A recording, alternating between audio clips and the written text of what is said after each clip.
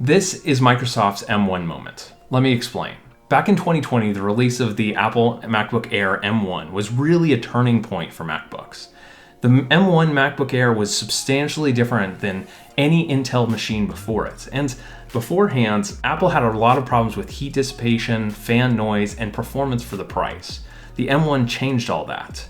Now, fans of the channel will call out that, oh, wait a second, Microsoft's been making ARM-based surfaces for a lot longer than Apple Silicon has been around, which is true. But even being a huge Microsoft Surface fan, I couldn't really recommend the Surface Pro X or even the Surface Pro 9 5G to most people. They were compromises. But now there is a substantial difference when we've now moved on to the Surface Pro 11, which is a huge change with the new Qualcomm Snapdragon X Elite and Pro chips. For once, I can finally recommend an ARM-based Surface to most people, and it's incredible. But it's not all sunshine and rainbows. This is InnoIso, and I'm very, very excited to announce the Surface Pro 11 review. In terms of design, there's nothing particularly new about the Surface Pro 11 relative to the Surface Pro 9 that I reviewed earlier this year. It's a bit of a bummer. I would have liked to see at least a few changes in the design to reflect the new chip. Technically, we now have better heat dissipation, or at least a less hot chip, which should enable a different design, but this is very similar to the Surface Pro 9. I love this design. In reality, the only real criticism that I have with it is that the top and the bottom bezels are a little bit too large, but otherwise it's lightweight and pretty well designed. I would love to see a version of this not in a 13-inch model, but instead in a 10 or 11-inch model in a Surface Pro small. But we'll have to see if we end up getting a Snapdragon-based version of that. The blue aluminum model that I have here is bright and it's very, very flashy, and most importantly, it doesn't really attract fingerprints all that bad, whereas a lot of other anodized aluminum devices do. I actually really like this design, even though it is very, very flashy. The ports of the machine haven't changed as well, having two Thunderbolt 4 ports on one side of the device and the Surface Connect port on the other side of the device. Now, anyone who's followed any of my reviews knows what I'm going to say here. I prefer having a Thunderbolt 4 port on either side of the device, which means that if I dock it up to my computer, I can plug in the dock from either side, or similar for charging. Now, I'm not the biggest fan of the Surface Connect port. It seems that some of you are still using your old Surface Connect port, but I think it's really started to age, and the Thunderbolt 4 port is the better port in my eyes. We'll talk about the functionality of this port, though, because this isn't the same Thunderbolt 4 port that you'd be getting with the Surface Pro 9 Intel model, for example. One of the biggest problems that I had with Apple Silicon-based Macs is their inability to project to multiple screens. Actually, with the latest version of models, they actually had the ability to project to now 2 screens rather than 1, which is a huge departure from docking up to 4 or 5 or 3 or 4 displays and enjoying full resolution in all its glory. The Surface Pro 11, unfortunately, is in the same boat. It can connect to 2 external displays. And even when I was connecting to 2 external displays, I had some issues with other peripherals connecting properly. So for example, my webcam mounted above my display sometimes did not connect. My secondary keyboard did not connect. Unfortunately, it seemed that the bandwidth of these ports was quite limited, which was a real bummer. This is not quite as good in terms of being a kind of do-it-all system, connecting to both your desktop environment and taking it on the go, technically as the Surface Pro 9 Intel model. But that's a small gripe to have when in reality it's very, very cool to have a very, very versatile tablet that can also dock pretty well. The real hardware update here is in the new wireless keyboard, which I actually don't have here anymore for reasons that I'll talk about. The new wireless keyboard is incredible. I don't know if anyone's seen the other videos on my channel. I've reviewed a Lenovo-based device that also had a detachable wireless keyboard that you could connect to battery, and I also talked a lot about Microsoft's original battery connector for the original Surface devices years and years ago. This new wireless keyboard is the same great keyboard that you'd expect from Microsoft, but wireless. Now, it's very, very awesome to be able to just detach the keyboard from the bottom of the Surface and then use it everywhere. In my eyes, it is a huge benefit for accessibility and comfort because it means that you're not tied to placing the keyboard in a position close to the device. Now, those who are get frustrated about the Surface not being the most stable device, it's really cool to be able to sit in front of a desk, place the keyboard right in front of you, and place the Surface further back for more comfort. Or you can also place it up in order to have a better neck position. The configuration options are awesome, and in the time that I was using the new wireless keyboard, it did not run out of battery at all, which is to be expected because it just charges off the bottom of the Surface. Now, as you notice, I don't have the keyboard anymore, and the primary reason is it is incredibly expensive. Now, Surface Pro keyboards have always been expensive, even from the very beginning. Paying over $100 for the type cover, it was just too much. But paying over $200 and $250 for a wireless keyboard does not feel like a good deal. I honestly wish that they brought down keyboard prices so more people could get the experience of using this wireless keyboard. And so I frankly reviewed it, got to try it out for over 2 weeks, loved it, but decided to return it because it was just too expensive for what it was bringing me. This, honestly, is the biggest experiential change to Surface devices in the last 10 years. I love the new keyboard, don't get me wrong. It's just a bitter pill to swallow with the pricing.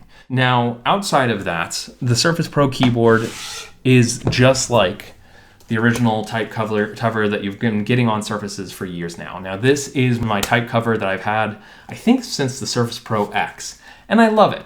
It's generally a really reliable keyboard.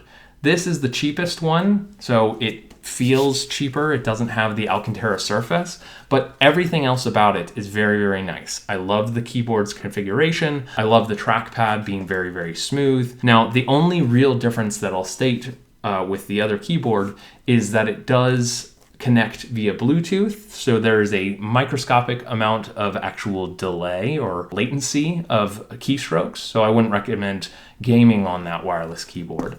And then the other thing is a lot of other wireless Bluetooth keyboards have Bluetooth connections that you realistically can connect to multiple devices. Unfortunately, the Surface wireless keyboard can only connect to whatever device it last connected to. So you dock it into your Surface, the connection is made, and then when you undock it, it then connects as a wireless keyboard. It's very cool, but it's a little bit of a disappointment for that reason. Now let's talk about one of the biggest changes to the Surface Pro 11 versus its predecessor in the Surface Pro 9 Intel model in the software. Now, Windows on ARM has been around, as we mentioned, for a while now, and generally it's stabilized a lot. It is generally a better operating system than Mac OS when the Apple Silicon chips first was released. But I did still experience some bugs using my Microsoft account. Unfortunately, on the new Surface Pro 11, there were a couple account disconnection issues, and it kept on notifying me that my account was disconnected, and then I'd have to log in again and again. Otherwise, generally the system works pretty well. Outside of that, there were other pieces of software that unfortunately just don't work. Now, Microsoft, like Apple, has built a solution for running x86-based applications on the ARM-based device. That's very cool.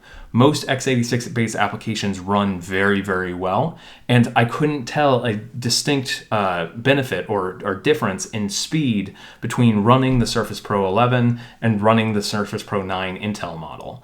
Both were incredibly fast and snappy. I love it. That being said, not all applications run on Windows on ARM, which is crazy to say because a lot of you out there will say, like, wait a second, isn't it just emulated or translated? But no. Unfortunately, several applications actually have a software flag to prevent them from running on ARM-based devices. Google Drive is the biggest one that I always get so blown away by. When I download and install Google Drive for desktop, so then I could sync up my drive to my local machine, it does not work because Google somehow, in the software, it has a flag to identify this as an ARM-based device and says it's not supported. Just a complete bummer. That's not it. Unfortunately, several different kind of what I call niche-ish applications that I installed while using the Surface Pro 11 did not work on the ARM-based device. There was a lot of issues with Windows C++ redistributable, which it's like a backbone software that a lot of other applications run on top of. So I installed Windows redistributable, I can't say that word, redistributable for the Surface Pro 11 for an ARM-based chip, but several applications could not run properly on top of it. And when I instead tried to install the x86-based redistributable, it did not work because it said I already had the ARM-based solution already installed. Several applications like Duet Display just did not work. The last application that was not really the best experience is Adobe Premiere Pro. And generally, I wouldn't recommend that most people would use Adobe Premiere Pro on a Surface tablet. But as you might have seen in my Surface Pro 9 review, Adobe Premiere Pro for 1080p editing works really well on the Surface Pro 9.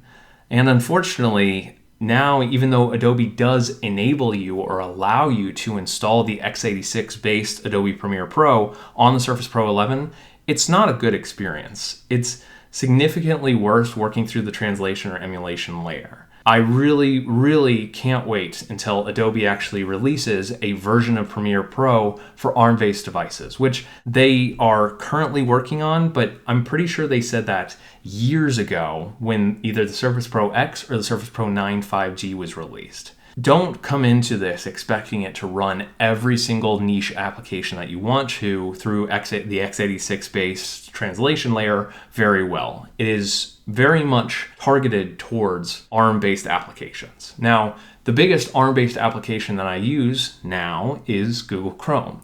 Google Chrome just this year actually released an ARM-based build for Windows, and it runs like a champ. In terms of general performance, outside of those niche applications, the Surface Pro 11 runs incredibly. I was so impressed. To be honest, after reviewing the Surface Pro X and the Surface Pro 9 5G, I was burnt. I felt just raw from all of the times that I was convinced by Microsoft and all of Microsoft Surface fans that this time we're going to get it right. And so coming into the review of the Surface Pro 11, I was skeptical. I thought it was going to be another letdown. But in terms of performance, that was absolutely not the case. This was an incredible machine. It ran just about everything like a dream. And more importantly, for many people, it ran it with very good efficiency and very good battery life. Now, this is not a 20-hour battery life device as far as I can tell. Granted, I was pushing it. I was using it for coding and Microsoft Excel and Outlook and a whole bunch of Google Chrome, watching content on it. On average, I was getting somewhere in the ballpark of 10 to 11 hours of screen on time battery life. Now, it's not mind-blowing. It's not 20 hours, but that is more than I could ask for, to be honest, and substantially better than a lot of other Intel-based systems. Definitely better than the Surface Pro 9, which I turned on and started using again in the middle of this review process just to compare, and I was getting somewhere closer to 4 to 5 hours of battery life. I sat these devices side by side next to one another and I thought about it and realized that when I was booting my Surface Pro 9 back up, the fan turned on full blast. Now granted, it was to install the newest versions of Windows, but throughout the setup process and using the Surface Pro 11, at full blast, like on full utilization, I only heard the fan come on twice. And even in those times, the fan was just nice and silent. Yes, there is a fan, but it does not compare to the loudness of the Surface Pro 9. One thing that's incredibly frustrating about many Windows devices is when you plug them into the wall, the fan automatically turns on to handle the heat that gets caused from bringing in that extra power. That is not the case with the Surface Pro 11. It's incredibly silent. What I haven't mentioned is the display, which this model is the OLED version. It's got the Snapdragon Elite processor, 16 gigs of RAM, and the display, the OLED display, looks great. It looks excellent. Now, I will admit, using the XPS 14 and reviewing the XPS 14 earlier this year, I was a little bit biased because the XPS 14 display is incredible. It's very good. And this feels a little bit more like a Surface display. One of the biggest issues that I have with Surface displays is their reflectivity. They do not have, even if they have anti-reflective coating, it's not completely obvious. So unfortunately, when you are coding in dark mode, for example, on a bright day, you will see yourself in the mirror, in a black mirror. It is not good. And by comparison, the XPS 14 felt substantially better to the point where I could actually consider choosing it over matte-based displays that did not have any sort of reflectivity. The XPS 14 is, in my mind, the king of displays, and the Surface Pro 11, while it's got an incredible display, it just falls behind, and many other devices have now caught up and surpassed it. Now, this, like I mentioned, this is the Snapdragon X Elite model. I did not try the Snapdragon X Pro model, but this had enough extra legroom or horsepower that I don't think I'd recommend this that much over the Pro model instead. I think both are going to be very, very compelling chips that should make devices this year incredibly impressive and exciting. The most disappointing part of this entire review is the fact that I am going to have to say goodbye to the Surface Pro 11. This might very well be my favorite Surface Pro since at least the Surface Pro 4, if not the Surface Pro 2. This is an incredibly, incredibly impressive device, and I think it very much is a huge pivot from what Surface Pro devices were in the past. I am very, very excited to see what Qualcomm ARM-based chips can do for not only Surfaces, but Windows devices across the board. I don't think Intel devices were all that bad. It's not like most Intel machines like the Surface Pro 9 were bad devices. It was just the fact that if you were someone who was bothered by the fan noise, and if you were someone who really wanted long battery life, Intel-based machines really were not the best solution. This gives you a good alternative. Now, Microsoft only released a version of this with the ARM-based chip, and so there really isn't an alternative on the Intel side unless you go outside of Microsoft. And in my eyes, the Surface is the gold standard of this design of two-in-one detachable-based devices. And so, really, we might be looking at more Qualcomm ARM-based chips across the board for Windows tablets. But as far as switching to ARM-based solution across the board, I know that that's not going to be the case for me because there are still missing parts of my software suite that cannot be solved with the Surface Pro 11 or any Qualcomm-based chip for now. I'm sure that that will be ameliorated, solved in the future. And when it is, then I will have to reconsider whether I want to continue to choose Intel-based chips for their processing capability or whether I want to go for a higher battery life-based machine. It's not that easy of a decision. People might think that, oh, finally we can just walk away from Intel, but Intel makes very, very good chips, and so does AMD.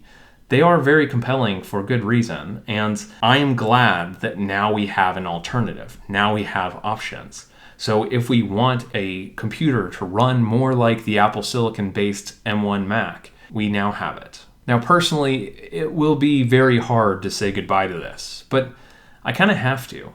I want this to be the system that does it all for me, and it's just not there yet. And ironically, one of the core problems with it is one of Microsoft's own policies. Microsoft, definitely more so than Apple, prioritizes compatibility across many versions of Windows, and so developers stick with old ways of managing software. This has been the biggest problem for Microsoft as they've tried to transition into the future with any ARM-based solution. Microsoft doesn't take the Apple route of update your hardware and then we will force developers to update their software or their app just won't be usable. But now that's coming back to bite Microsoft. Because Microsoft has taken this, we are going to support software going back as far as possible. Now developers all have versions of their apps that do not run well on ARM-based chips. The translation/emulation layer for the ARM-based Qualcomm Snapdragon X chip does solve the problem for the most part. But what we really need is for developers to start building ARM native-based solutions that run natively on this machine substantially better. That will improve the battery life, that will improve the performance, and it will improve compatibility for those few edge cases where this isn't the solution. I'm really hoping that the Qualcomm Snapdragon ARM-based chips, or I guess Microsoft's calling them like AI PCs, this is the kind of catalyst to drive that sort of behavior in software developers. I'm definitely excited for it. Speaking of AI PCs, I know I haven't talked too much about them because frankly, I haven't been so impressed with Microsoft's approach around them. This is not really a huge departure from AI solutions beforehand. It's not like AI PCs have so many more abilities. Technically, there is some benefits to kind of the NPU side, the neural processing unit side of these chips, where technically the camera, some of the camera auto framing and stuff like that, kind of offloads that processing on the NPU rather than having to do it on the main chip, which basically preserves performance. But in reality, I think it's massively just a marketing pitch right now and not real solutions, because the core use case of AI that everyone has interacted with, basically the chat-based AI that ChatGPT made popular, is all running on server side right now. It is not running on device. And so technically, even though this should have the ability to run more AI, it's not being utilized for that.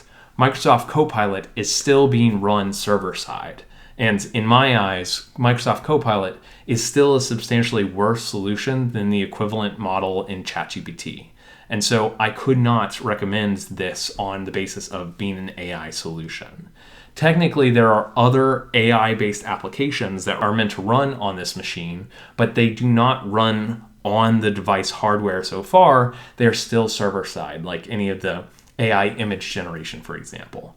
Maybe in the future we'll have machines that are more powerful so that they can run local models pretty impressively, but this, as far as I can tell, ain't it. So bottom line, would I recommend the Surface Pro 11? If you are not like me, in that you have a very, very broad set of software that you need to use, and if you're not necessarily a gamer that wants to game a whole lot, then I think the Surface Pro 11 is probably Microsoft's best Surface in the last 5 years. It is an incredibly impressive machine, and I would take it any day over the M3 or M4 MacBooks or any device like that. Would I take it over an Intel-based Windows device? I would always make sure to have an Intel-based Windows device on hand or available in case I needed to use software that's not currently supported with this. But if I were to use this in like an Intel-based desktop or an AMD-based desktop, be a pretty good loadout. Well, thank you for watching my Surface Pro 11 review. I hope you appreciated it. For all those Surface fans out there, I know we've been waiting for this, and I hope that this review helps you make a decision on whether you want the Surface Pro 11. If you've already purchased it, let me know down in the comments and tell me what you think. If you have any questions about Surface Pro 11 or really anything else that I review, let me know down in the comments. I'm excited to hear them. And be sure to get subscribed for more content coming forward. I've got more videos coming out soon, so I'll see you soon. Thanks.